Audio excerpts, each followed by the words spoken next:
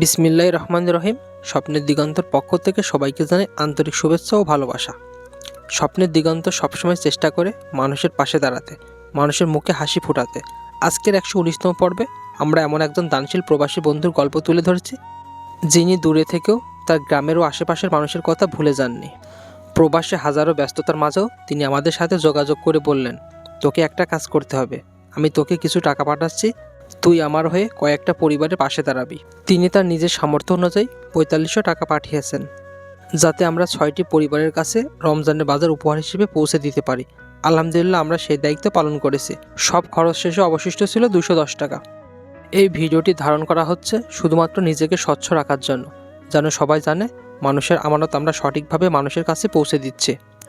অনেকে হয়তো বলবেন মানুষ দেখানোর কাজ, কিন্তু না, এটি মানুষ দেখানোর জন্য নয়, এটি দানশীল মানুষের সম্মান জানানো এবং অন্যদের উৎসাহ দেওয়ার জন্য। আজ আমরা সেই প্রবাসী বন্ধুর জন্য মহান আল্লাহর কাছে দোয়া করি, হে আল্লাহ, আপনি তার রিজিক আরও বাড়িয়ে দিন, তার জীবনে বরকত দিন, তাকে ও তার পরিবারকে সুস্থ নিরাপদ রাখুন, আমিন। আমরা বিশ্বাস করি আমরা যার যার সামর্থ্য অনুযায়ী সবার পাশে থাকবো ইনশাল্লাহ। আপনারা আশেপাশে তাকান, দেখবেন অনেক অসহায় মানুষ আছেন যারা আপনার ছোট্ট সাহায্যের অপেক্ষায় আছেন।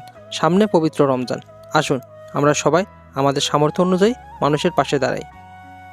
এই ভিডিওটির উদ্দেশ্য একটাই, দানশীল মানুষদের স্মরণ করা এবং আরও মানুষকে ভালো কাজের দিকে উৎসাহিত করা। স্বপ্নের দিগন্তের সাথে থাকুন, ভালো কাজের সাথে থাকুন।